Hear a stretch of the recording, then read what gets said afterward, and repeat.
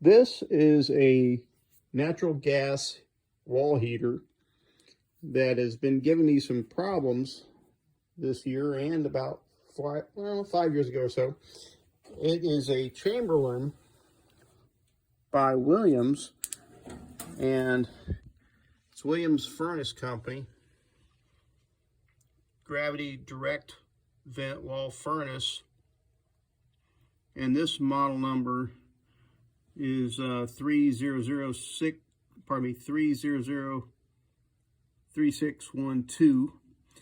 This thing was manufactured back in 1990, so as of this video it's about 33 years old or so, and it started giving me problems about 5 years ago when it would blow out the pilot light, and every time it lit, you'd hear a explosion on the inside. Woof! You know, the gas just taking off, and then it would blow the pilot light out. And so I ended up taking it apart then and totally cleaning it. As you'll see in this video, I have to do it again, and it was a lot sooner than I expected. But this time, it wasn't doing that explosion on the inside. It simply wasn't getting very warm, and hardly any heat coming out of it whatsoever. But I could open this up, and even though the furnace wasn't hot, I could feel against this area, and I could sense that it was on. I mean, the pilot was on, of course, but with the thermostat on, where it was normally quite warm, all I could feel was just a little bit of warmth on this panel here, enough to where, you know, you could have probably burned yourself, but it wasn't like full on like it normally is. So I realized something was up. I thought perhaps that the thermostat was busted or shot, and ended up not being the case. So I ended up taking the whole thing apart again, and I said this time I'm going to video it for my own benefit to remember how to do it next time. And while I'm at it, might as well share it, let some other people see this too, because if you're watching this, then you probably have the same problem. And you can't find spare parts for this anymore. Chamberlain, I called them, talked to their technicians, and they don't make any more spare parts for this. And if you want to buy a new one, they're like $1,500. And so hopefully this video will help you save $1,500 if you've got the same problem. But I will warn you from the beginning, if you are at all hesitant about natural gas or propane or whatever yours is heated with, then don't do this. Don't do it. It's not worth getting yourself blown to kingdom come. So if you are comfortable and you know what you're doing, and I do show you some safety things to check, but yet if you don't know what you're doing, then call a technician and let them do it. I'm a mechanical engineer, so I happen to know some things about this stuff. If you're at all uncomfortable, don't get into this. Once you've lifted the main cover off, you're going to need to remove the heat shield so you can gain access to the burner. And so it's got, at least my model has 4 screws on it. Remove them here. Once you have the furnace cover off, it reveals the thermostat and the gas valve. If yours is like mine, it's close. And obviously you turn the thing off before you start messing with it, and it should have an indication there of which direction is off and on, or stop and open. I guess that's what that actually means, stop and open. And so it's fully off, and it has a little stop there that shows you where it is. And you, of course, turn the pilot off all the way to the off position. And the temperature doesn't really matter at that point. And then get yourself a couple of monkey wrenches. And I've got a union on mine. I don't know how the plumber did it for you guys, but I had to mark which direction to go on it, and I've already loosened this prior to this. So anyway, I had to remember that you turn the union, and so you have the one monkey wrench on like the lower nut and then the other monkey wrench on the top one, and then turn that guy. So I just marked it as which way to go for off, because there's so many threads on the top and then the center and the bottom that I never could remember if some of them are reverse thread or not. But anyway, you turn it off and then up it comes, and then the entire unit is free to come off once you get the bolts undone or screws undone, and then break the seal of the previous silicone or whatever type of seal you have. All right, I've got the union off and loose, as you can see, and I have taken all the screws out of the manifold, and I've already, for the sake of the video, I broke loose the silicone seal from my previous repair of this heater, and so now I'm going to go ahead and release this.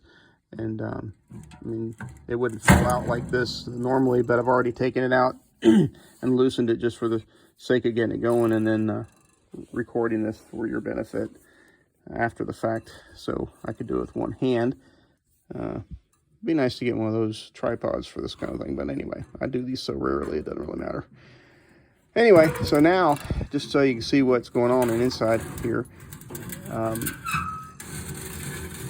that is the burner, and pulling out gently, and you can tell that it is got some burn problems. It is definitely black right there. I'm not sure if I'm gonna investigate and see if that's a hole in the delivery tube or not, but look, every last vein is filled with rust.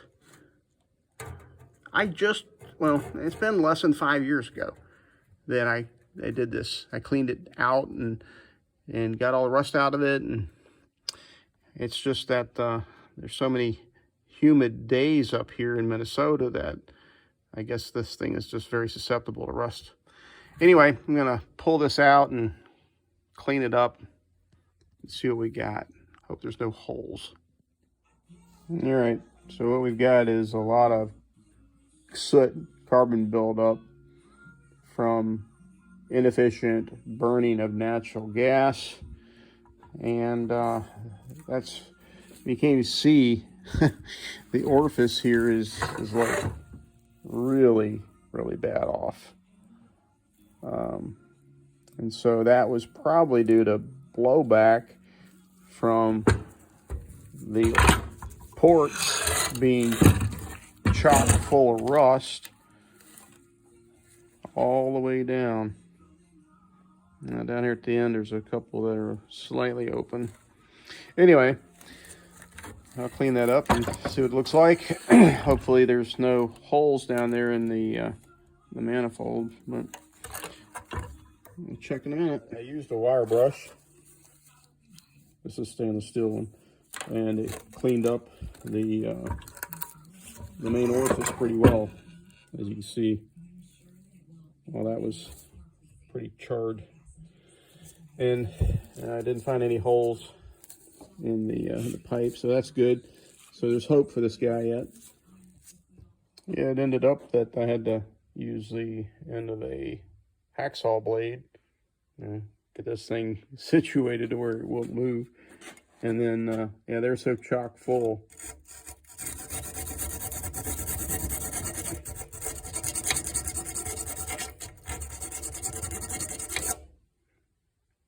It takes that much to get that rust out of there. And this is why the heater was not working. The strange thing is, it was working just fine at the beginning of the season, or so it seemed. And so this happened rather rapidly.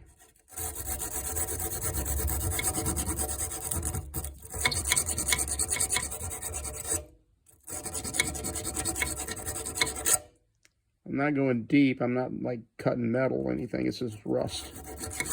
Okay, so then I'll show you how it is at the end. After I did the hacksaw took a piece of sandpaper, fine sandpaper, and folded it in half, and then went through and cleaned it up just to make sure the walls of the orifices are clean. And you can see through them now. Then I'll take the whole thing and try to shake all of the rust out of it, and down through the entry point of the manifold, and shake the rust out of the opening at the orifice, because I know it's chock full. All right, that's the pile of rust I got out of it. And taking a hammer and hold it upright to where you tap on it up here, and the rust up in this half will dump down to the end, or maybe get caught in that circular section of the manifold. And then reverse the whole thing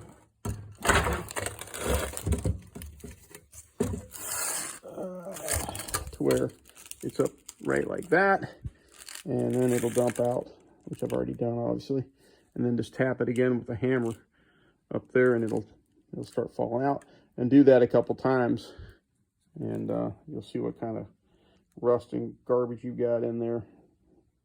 I ended up having to take this thing back out after I put it in, because my pilot light wasn't lighting, and I couldn't even blow through the pilot light tubing. You know, I had that connected and blew with my mouth on the other end and couldn't get anything to go through. So I realized, oh, I have clogged it somehow when I was cleaning. So I went ahead and took the thing apart, and down in there is where the gas comes out of that orifice, and it's apparently clogged. So took it apart to clean it. All right, I cleaned it up with the wire brush, and then blew it off real good with some pressurized air, compressed air. And now, if you hold that thing up to a light, you should see, and you can see that pinhole light coming through there. It's a very small orifice, so don't expect to get much air pressure through it when you blow through it, but you should get some. Now I'm going to put some sealant around that again and put it back together. Before you put the burner back in, you want to clean the old silicone sealant off if you have that, and then apply some new. I'll show that a little bit later, but also vacuum out all of the debris and rust. The last time I was in here several years ago, like I said, probably less than 5, all this has happened in that short amount of time. I had a problem with intake wind. You know, you got the intake port right there for fresh air, and it was blowing in so hard because we have such high winds here in Minnesota that it was blowing my pilot out continually. And so I just took a plate, drilled some holes in it, and get a little bit of air to the pilot, but not a lot. Direct air. I mean, it can go around obviously, but and then I just glued it down with some high temperature silicone sealant, same stuff I was putting around the outside. And I've also got a little bit of an offset here with the bent corner, so it cannot go up against the outer wall altogether and block the air off altogether. So that helped a lot. Stop the pilot from going out. All right, I've put a fresh bead of high temperature RTV silicone around the edge of the opening, and I just went right over the holes. That way the screws will go in and seal that. I don't have to worry about a little bit of gas coming out there, although it should be burned if it's inside this. The type I used was the Silco RTV 6500 high temperature. Any high temperature would probably work. This is good from -62 Fahrenheit to 500 degrees Fahrenheit continuous. So find something equivalent. Once I put the silicone RTV around it, put it in place, and put all the screws back in, and a little bit is oozing out around the edges, and it probably needs to set up for 24 hours or so. But given that you're heating the thing up anyway with the furnace, it's just going to cure all the faster. And then I put all of the attachments back, like my thermocouple. Before you turn the gas back on, and you know, you securely tightened the union or whatever you had to take apart on yours, get some soapy water and a brush and put it on all of the connections, and then you'll turn the gas on, and if anything bubbles, you know you don't have a good seal. You got to take it apart and try again. Now, I didn't take any of this stuff apart with the Teflon tape there, and so I don't expect that to show any bubbles. But and I haven't looked it up on the internet, but I don't know that you're supposed to use Teflon tape with natural gas, but they have in the past. While I was at it for putting the soapy water on the original union, I went ahead and just did the rest of the connections too, just in case I happen to see anything that I may have loosened and it was leaking. But so far so good. This is all foam from the brush, nothing bubbling. One thing I realized when I tried to light the pilot and it would not light is that I had probably gotten the debris in the pilot orifice. But you know, you saw me clean it and fix it and whatnot, and then I got to realize that that hole in the orifice is so small, it's a couple thousandths maybe, and when we are initially connecting back and putting the pilot on, there's a lot of volume in this pipe of just air that needs to be purged. And so what I did, you know, all that air's got to go through that small orifice, and that might take a while. That might be the reason why I didn't see the pilot light after several minutes and several tries. So I'm going to cheat, and I've got everything on. Just push the pilot in, and you can't hear it, but I can hear it. And so I can hear it, and I'm going to feel it with my finger, and you can smell it, so you know that gas is coming through there, and it's purged. Once it's purged, then go ahead and reconnect it quickly before any air gets back in there. And by the way, of course, don't have any open flames anywhere around you when you do something like that. And there's not much gas coming out, but yeah, you don't want to spark anything. And we have success.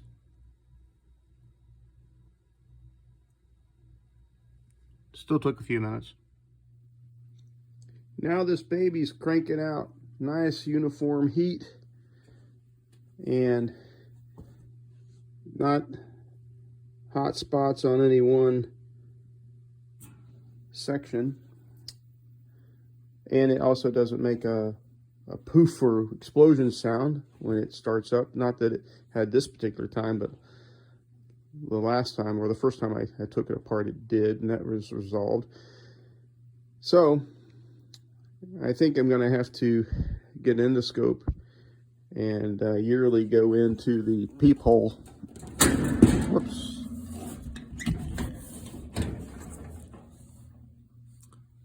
That's removable. So if I take an endoscope with a light source, I could go in and look at the holes and check out the main orifice and see if it's carboned up again before I go to the effort of taking this whole thing apart. But it probably needs to be checked yearly because that buildup happened rather rapidly. And lastly, for anybody that is not confident about getting into this, then please don't call a technician. You don't want to blow yourself up. Thanks for watching. Hope this helps and saved you $1,500.